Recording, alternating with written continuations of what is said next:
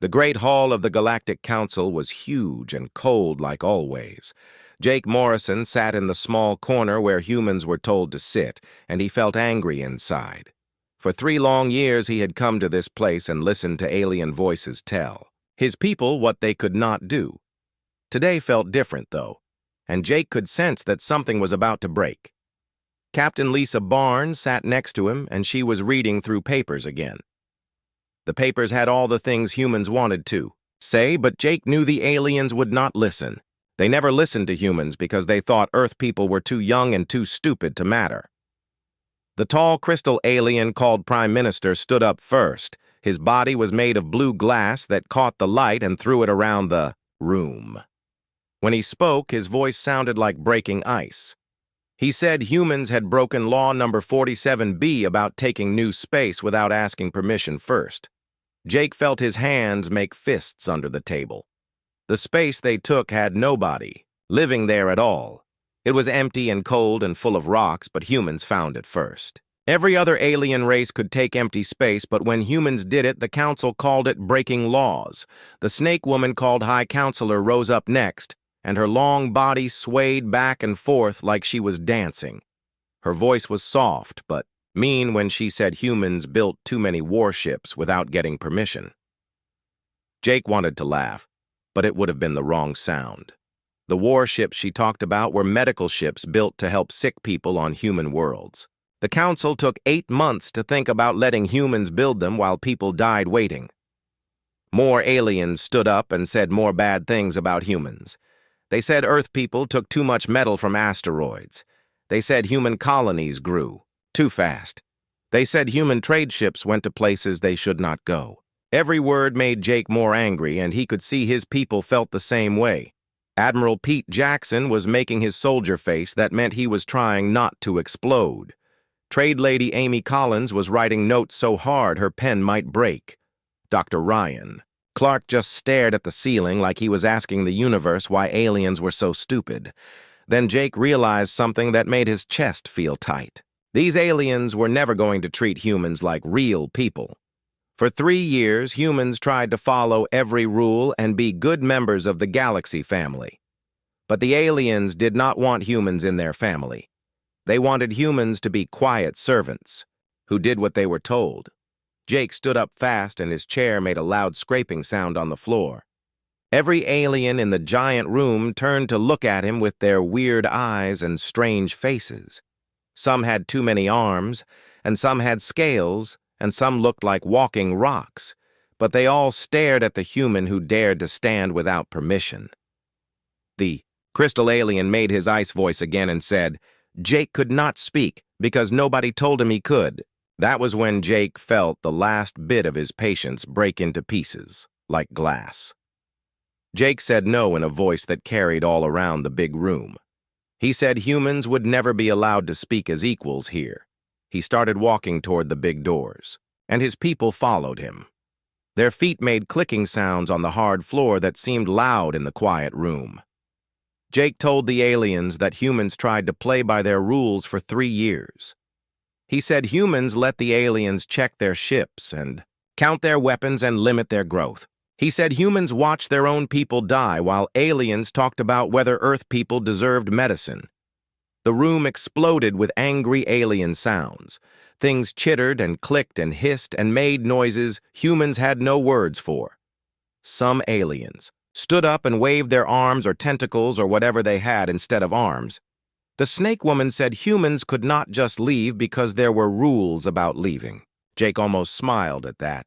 Everything was about rules with these aliens. Rules for coming and rules for staying, and now rules for leaving too. Jake stopped at the big doors and turned around one last time. He looked at all the angry alien faces and said humans were done with the council. He said they could keep their rules and their meetings and their laws. Humanity would find its own way in the galaxy. Then Jake Morrison walked out of the council chamber with his people behind him. For the first time in 1,000 years, the Great Galactic Council sat in complete silence. They did not know what to do when someone just said no and walked away.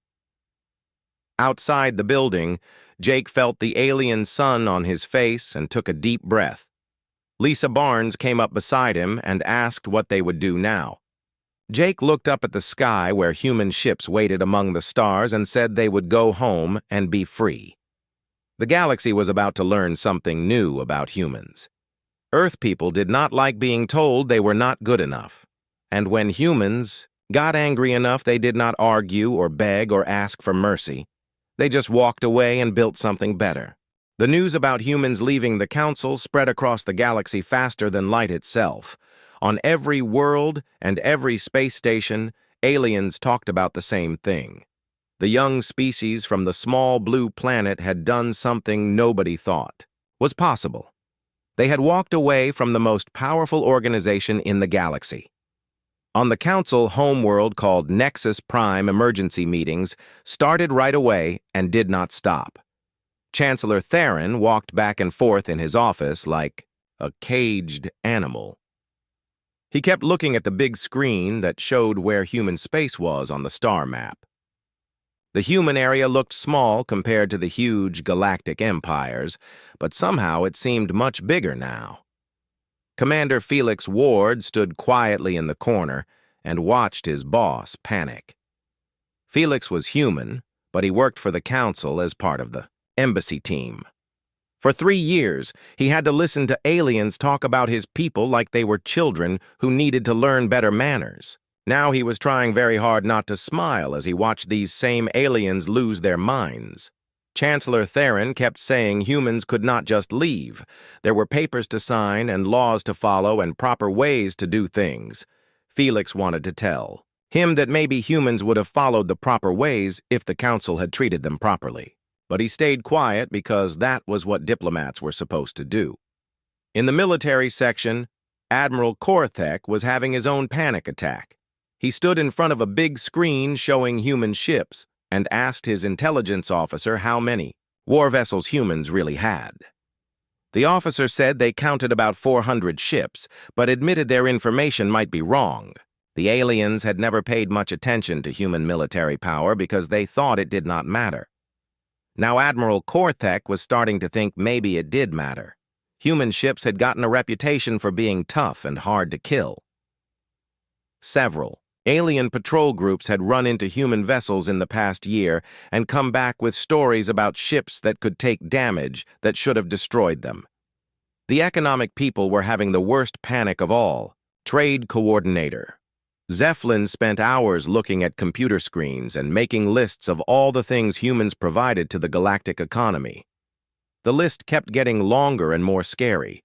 Humans mined rare crystals from radioactive asteroids that no other species could survive.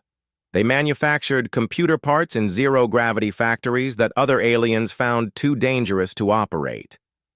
Zeflin realized that if humans stopped selling these things, 17 different star systems would have serious problems. 12 major shipbuilding yards would have to shut down because they needed human materials to build their vessels. The Economic Committee sat around a table and stared at the numbers like they were looking at their own death warrants. But the scariest discovery came from the spy department. Senior analyst Krell Dan had been watching human communications for years and mostly ignoring them because humans seemed harmless. Now he was looking at the same information with different eyes and seeing things that made his blood run cold. For 18 months, human colonies had been buying extra food and storing it in big warehouses. Human factories had been working overtime to make spare parts and weapons and all kinds of equipment. Human military units had been doing training exercises that looked like practice for defending their home worlds. Kreldan told the Security Committee that humans had been getting ready for this day. They knew they would eventually leave the council, and they had prepared for it like generals preparing for war. The committee members looked at each other with worried faces and asked what humans were preparing to defend against. The answer seemed to be everything. Humans had built their colonies to survive without any help from other species. They had developed their own technology instead of depending on alien science. They had created their own trade networks that did not need council approval. Reports. kept coming in from all over the galaxy, and they all said the same thing. Humans had not stormed out of the council in a fit of anger like everyone thought. They had planned this carefully and completely. They were ready to be independent because they had been working toward independence for a long time. The most embarrassing reports came from the military. It turned out that human officers had been serving in alien fleets all across the galaxy. These humans knew alien military secrets and battle plans and ship designs. Now all of these officers were going home to share their knowledge with human military planners. Trade ships that had been carrying human goods to alien worlds suddenly changed course and headed back to human space. Security patrols that had been protecting alien colonies just disappeared overnight. Human advisors and technicians working on alien projects packed their bags and left without explanation.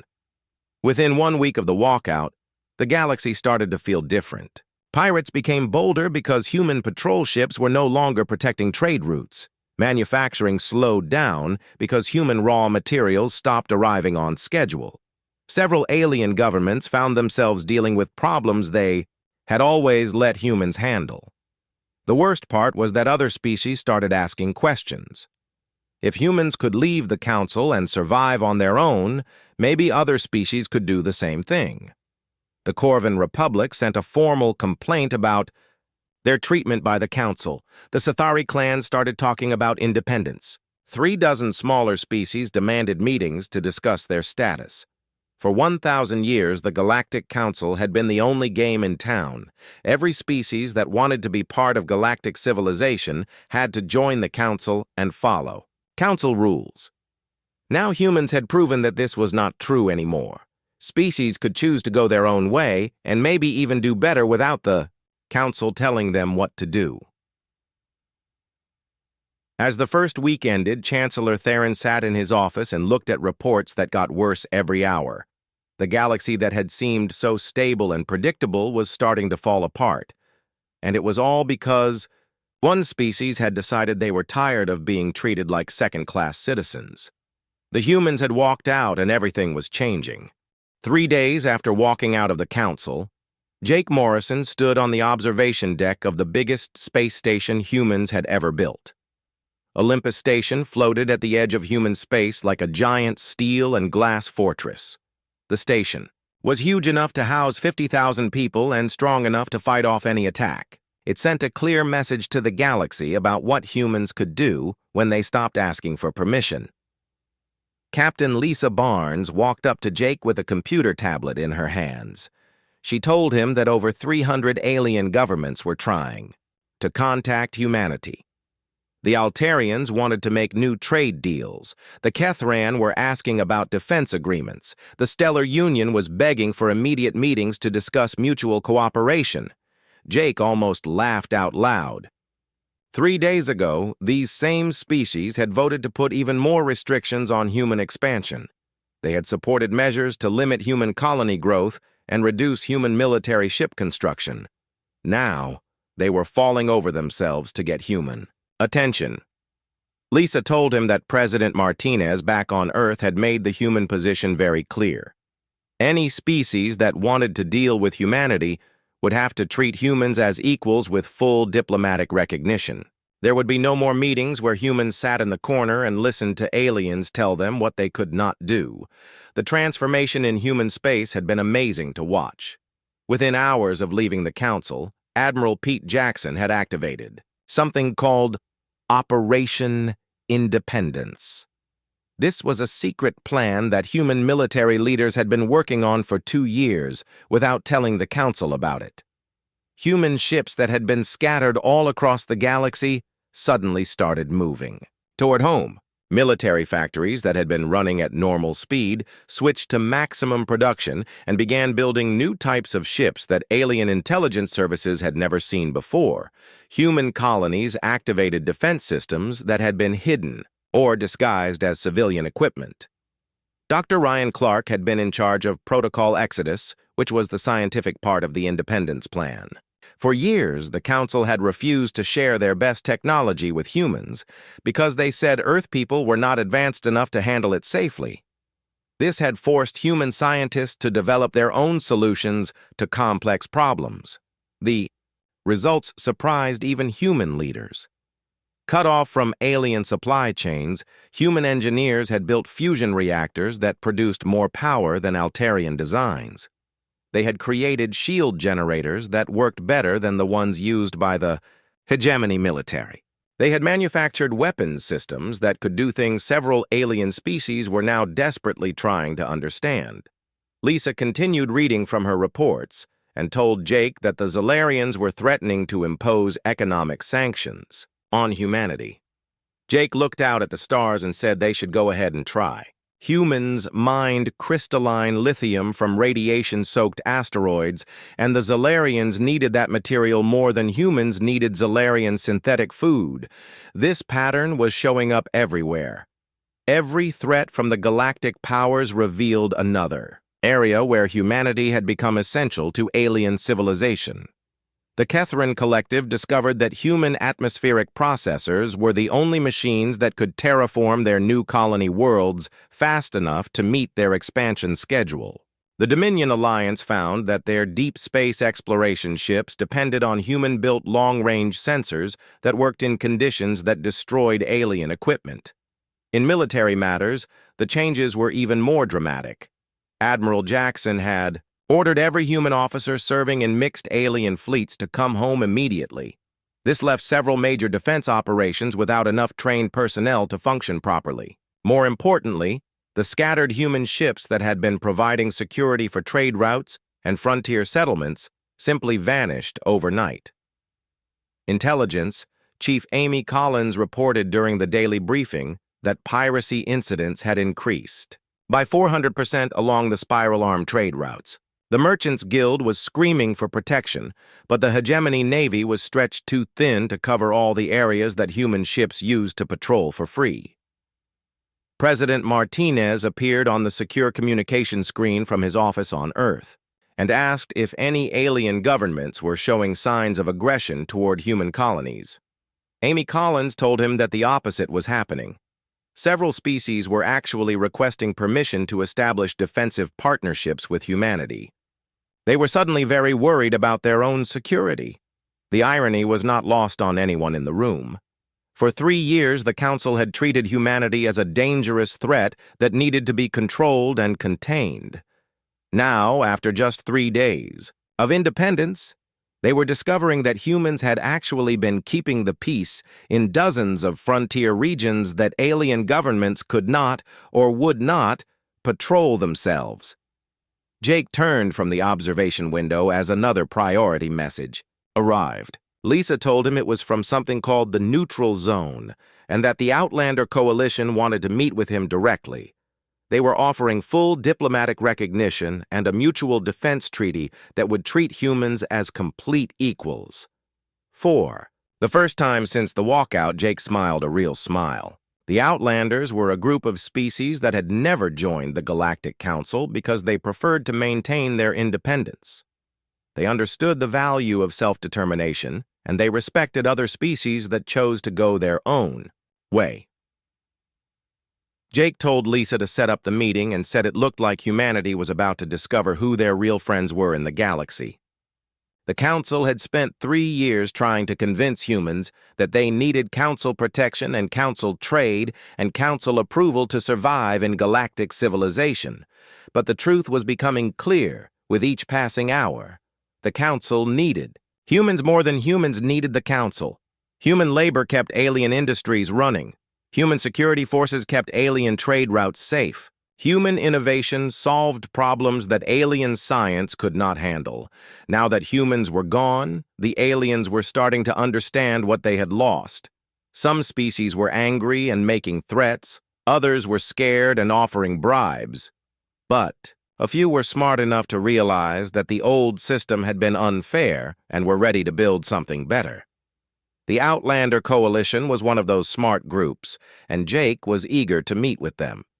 Humanity had walked away from one galactic organization, but that did not mean they had to be alone in the universe. There were other species out there who believed in freedom and equality and mutual respect.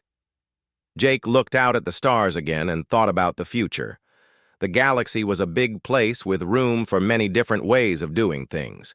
Humans were ready to find their place in it as free people working with other free people. The Council could keep their rules and their restrictions and their sense of superiority. Humanity would build something better.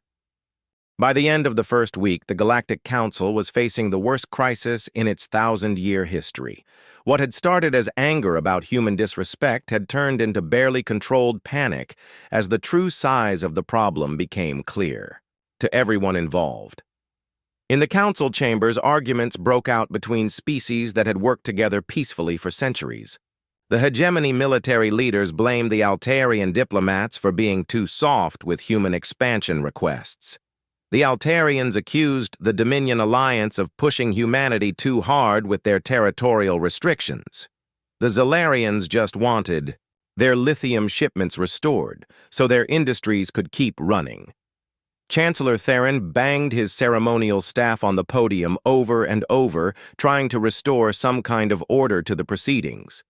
The great chamber that was usually filled with dignified debate now echoed with angry voices and accusations flying in every direction. High Counselor Vexithara rose up on her snake-like body and towered over the other delegates. Her voice carried clearly through the chaos as she declared that humans had rejected the authority of the Council and the principles of galactic law.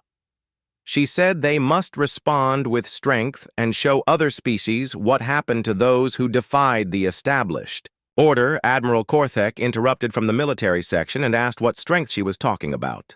He had just received reports that 3 more human battle groups had been spotted moving through the frontier sectors. Intelligence suggested they were establishing new defensive positions, but nobody could be certain what humans were really planning. The admissions sent waves of nervousness through the chamber. For all their technological superiority, the galactic powers had never really tried to understand human military capabilities.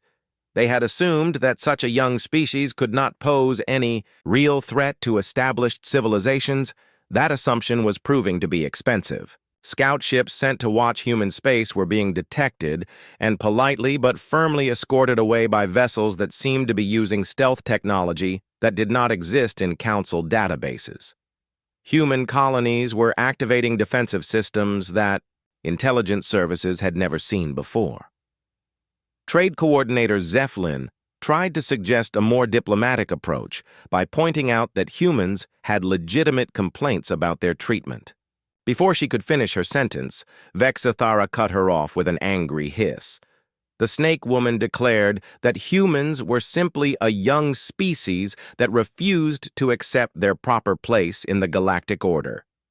She called it rebellion that had to be crushed before it spread to other worlds. But the rebellion was already spreading faster than anyone had imagined possible. In the week since humanity left the Council, 3 minor species had filed formal complaints about their own treatment.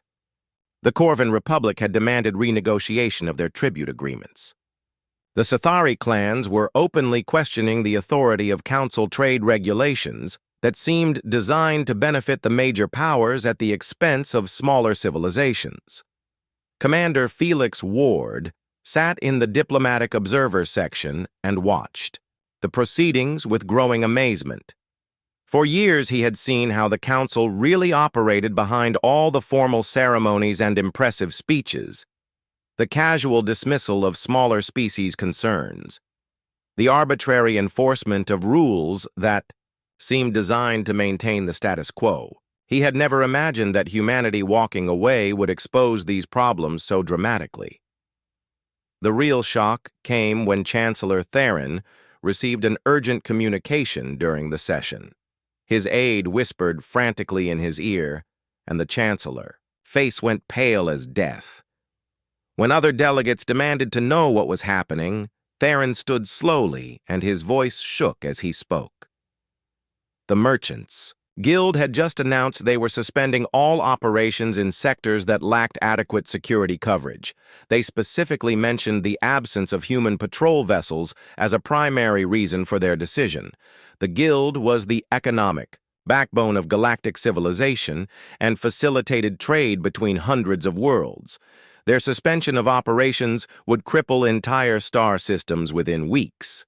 The implications hit the chamber like a bomb going off. Admiral Korthek muttered that they were looking at potential economic collapse across 17 sectors. When Vexathera snapped that they should send hegemony ships to patrol those trade routes, the Admiral asked what ships she was talking about.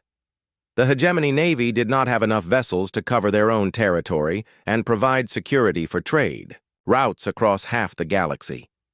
The humans had been handling security for regions that the major powers did not even realize they depended on. Alien governments had been happy to let humans do the dangerous work of patrolling remote areas where pirates and raiders operated. As the arguments continued, a new report arrived that silenced the chamber completely. Intelligence Chief Marntok stood with obvious reluctance and announced something unprecedented.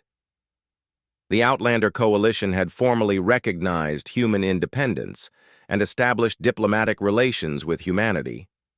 They had also extended an invitation for humans to join their confederation as an equal member. The silence stretched for long minutes as the full meaning sank in. The Outlander Coalition was small compared to the major galactic powers, but they controlled strategic territories and valuable resources. More importantly, they had just given humanity legitimacy on the galactic stage outside of Council authority. Chancellor Theron said quietly that this changed everything. If humans had formal allies, then the situation became much more complicated. He did not need to finish the thought because everyone understood the implications. The Galactic Council authority had always been based on the assumption that compliance was mandatory for participation in galactic civilization. If species could simply leave and find alternative arrangements, then the entire system was at risk of falling apart. Other delegates began talking at once about military responses and economic pressure and diplomatic solutions. But underneath all the noise was a growing realization that they were facing something completely new. For the first time in 1,000 years, the Galactic Council was confronting a genuine challenge to their authority. The challenge was coming from a species they had spent 3 years trying to put in their proper place. Instead of learning to obey, humans had learned to be independent. Instead of begging to come back, they were building alternatives. As the emergency session continued late into the night, one thing became clear to everyone present. The galaxy was changing, and the old rules no longer applied. Whether they liked it or not, the Council would have to adapt to a new reality where their authority was no longer absolute. The humans had walked out and taken a piece of galactic stability with them. What came next would determine whether the Council survived as a relevant force or became just another historical footnote. 2 weeks after walking out of the Council, Jake Morrison found himself in a situation he had never thought possible. He was sitting at a negotiating table as an equal partner with other galactic powers. The meeting was taking place aboard the Outlander Coalition capital ship called Sovereign Light, and for the first time in years, Jake felt like he was being treated with genuine respect. Admiral Kate Sullivan commanded the Coalition military forces, and she was actually human herself. She had left Council space years earlier when she got tired of watching alien officers treat human personnel like second-class citizens. When she saw Jake walk out of the Council chamber on the news broadcasts, she said it was the most satisfying moment she had experienced in decades. The Coalition represented 12 different species that had refused to join the Galactic Council from the very beginning. They preferred to maintain their independence while cooperating on issues of mutual interest. Together, they controlled roughly 15% of known space, including some of the most resource-rich systems in the galaxy. Commander Paul Torres of the Corvan Republic was also at the meeting, and he had exciting news to share. His people had finally decided to leave the Council after watching humanity prove that independence was possible.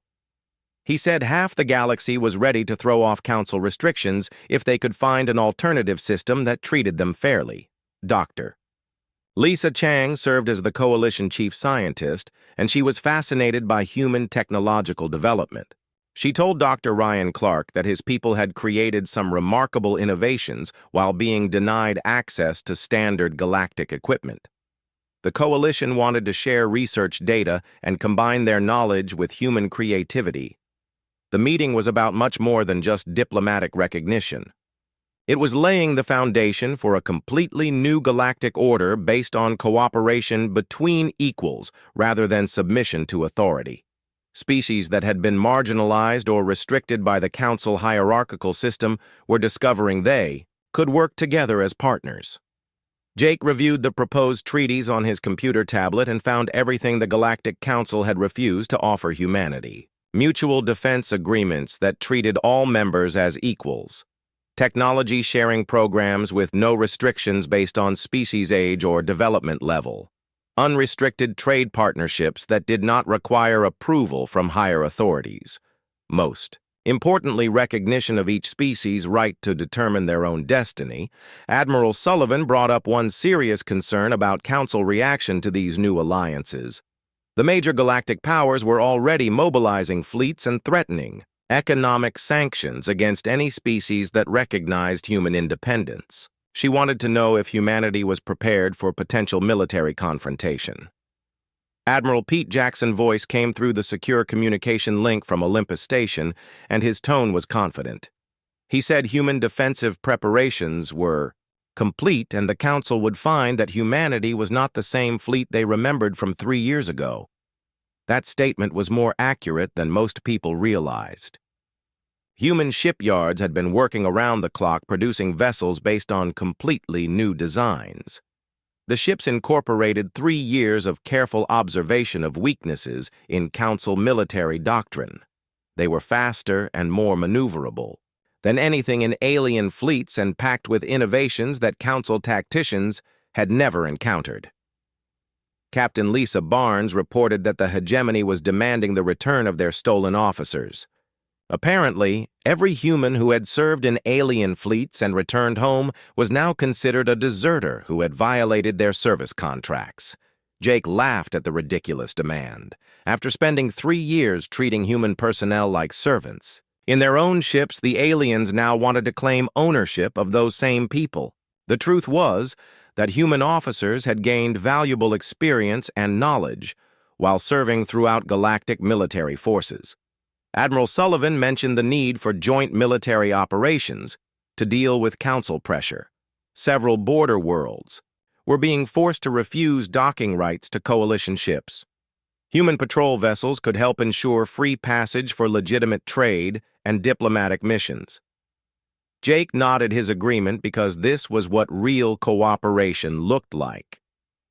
Mutual. Support between equals rather than the one-sided relationships the Council preferred. Each species contributed what they could and received help when they needed it. The meeting continued for many hours as they established frameworks for scientific collaboration and military coordination. When it finally ended, Jake realized they had accomplished something unprecedented in galactic history. They had created a viable alternative to Council authority that was based on voluntary cooperation rather than forced compliance. Dr. Chang had one final piece of information to share as the formal session concluded. Coalition intelligence had been monitoring Council communications, and they were planning something called Operation Unity. It would be the largest military exercise in galactic history, involving over 2,000 ships from every major Council species. Admiral Jackson's image flickered on the communication screen as he asked for clarification about the numbers. 2,000 ships was an impressive force that could threaten any single species in the galaxy. Coalition intelligence reported that the Council planned to conduct training exercises along the border of human space. The obvious purpose was to intimidate humanity into returning to the negotiating table and accepting Council authority once again. Jake exchanged glances with his staff as they absorbed this information. 2,000 ships represented serious military power, but he suspected the Council was about to learn something important about human preparations for independence. He told Admiral Jackson that it might be time to show their new allies what humanity had been building in secret. Jackson smiled grimly and said Operation Phoenix was ready for implementation. If the Council wanted a demonstration of force, then humans would give them one they would never forget. The coalition delegates listened with interest as Jake explained that humanity had not spent the last 2 years just preparing to leave the Council. They had been preparing to defend their independence against exactly this kind of pressure. The aliens were about to discover that walking away from the Council had been the easy part. Standing up to Council military would be much harder, but humans were ready for that challenge too. They had learned from 3 years of restrictions and condescension. They had prepared for this moment when the major galactic powers would try to force them back into submission. Jake looked around the table at representatives from species that had chosen freedom over security. Together, they would face whatever the Council could throw at them. The galaxy was big enough for multiple ways of doing things, and it was time to prove that cooperation worked better than domination. The meeting ended with handshakes and promises of mutual support. Humanity had found their real friends in the galaxy, and together they would build something better than what they had left behind. The Battle of Kepler Gate would be remembered as the moment when galactic power shifted forever. What the Council intended as an overwhelming show of force became a humiliating demonstration of human capabilities that nobody had expected. The Council fleet arrived at the edge of human space in perfect formation, like a parade of galactic might. 2,000 vessels, representing the combined strength of 6 major species, stretched across space like a metallic constellation. Massive hegemony dreadnoughts floated alongside sleek Altarian cruisers and crystalline Zalarian command ships. The sight should have been terrifying to any species facing such overwhelming numbers. Admiral Korthek commanded the operation from his flagship and felt confident that this display would bring humans to their senses. He ordered his communications officer to contact human leadership and inform them that the Galactic Council was prepared to accept their surrender and negotiate their return to civilized space. The response came directly from President Martinez, on Earth, rather than from any military commander. His voice was calm and professional as he told Admiral Korthek that his fleet was violating the sovereign space of the Human Federation and their allies. Humans had 30 minutes to consider withdrawal before defensive measures would be implemented. Korthek muttered about human allies because intelligence had confirmed that a few coalition ships had joined human patrols. Nothing significant enough to matter against 2,000 Council vessels. That assessment changed dramatically when long-range sensors detected the approaching human response force. The sensor operator reported with obvious confusion that he was reading approximately 1,500 human vessels approaching from multiple directions. The signatures did not match any known human ship classes, and many appeared to be completely new designs that had never been catalogued. Korthek studied the tactical display with growing unease. The approaching fleet included ships that were clearly human in origin, but incorporated design elements from dozens of different species. More disturbing were the completely unknown vessel types that generated energy signatures unlike anything in Council databases. He demanded to know how this was possible when intelligence had indicated humans possessed 400 ships at most. The answer became clear as the human fleet moved into attack position. While the Council had spent 3 years restricting human expansion and technology access, humanity had been quietly building relationships with independent species across the galaxy. Coalition worlds had shared their most advanced technologies, while human innovation had produced entirely new categories of warships. The result was a fleet that combined the best ideas from multiple civilizations enhanced by human engineering creativity. Admiral Pete Jackson's voice came through the communication channels with the same calm professionalism as President Martinez. He informed the Council fleet that they were outnumbered and outgunned, and this was their final warning to withdraw from Federation space. Korthek snarled that he had 2,000 ships while Jackson had only 1,500. The human admiral replied that numbers were not everything, and the Council was thinking in terms of outdated combat doctrines that no longer applied to modern warfare. The demonstration that followed lasted exactly 17 minutes and changed galactic military thinking forever. Human vessels displayed capabilities that shocked even their coalition allies. Faster-than-light tactical jumps allowed instant repositioning during battle. Energy shields adapted in real time to incoming fire types. Weapon systems seemed to anticipate enemy movements before they happened. Most devastating of all were the artificial intelligence-assisted targeting systems that human engineers had developed in isolation. While the Council had banned true artificial intelligence as too dangerous, humanity had created sophisticated tactical computers that gave their ships unprecedented accuracy and coordination. The Council fleet found itself facing targeting systems that had locked onto every single ship simultaneously. Communication jammers isolated command vessels from their subordinate units. Human reinforcements began arriving through jump gates that were not supposed to exist according to known physics. Admiral Korthek realized his fleet was trapped in a tactical situation they could not win. The humans had not fired a single shot, but they had demonstrated complete control of the battle space. Every Council vessel was targeted and helpless, while human ships moved freely through defenses that should have been impenetrable. The retreat order came quickly and without argument.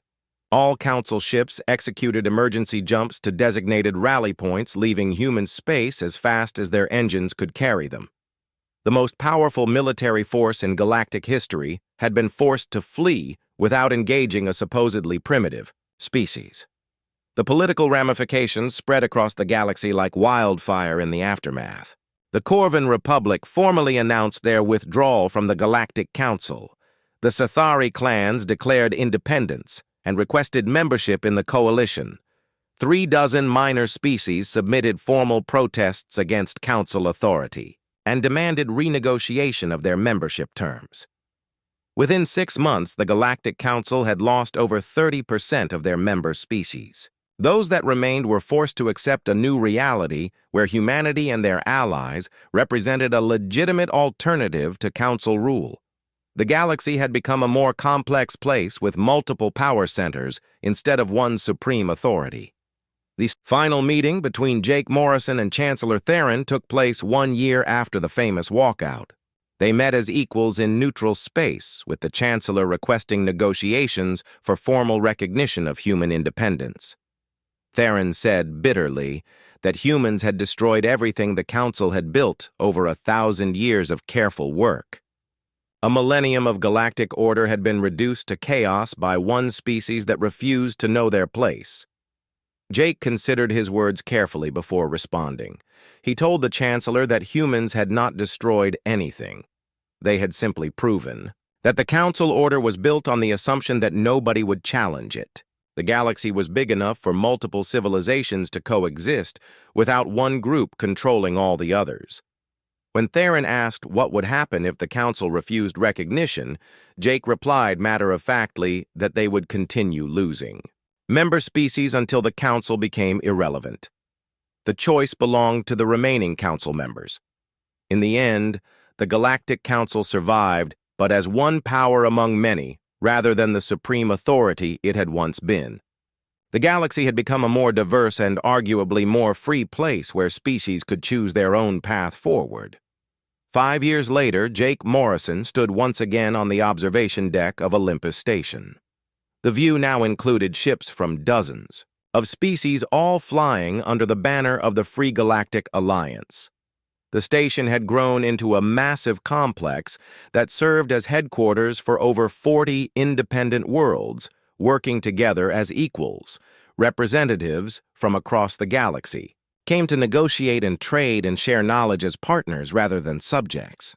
The Galactic Council still existed, controlling perhaps 40% of known space, but they no longer dictated terms to everyone else. Jake smiled as he watched a new ship dock at the station. It belonged to the Zephyrian Empire, which had just voted to leave the Council and join the Alliance. Change was still spreading across the galaxy one world at a time. Sometimes the best way to fix a broken system was to walk away and build a better one. Humans had done exactly that, and the galaxy would never be the same.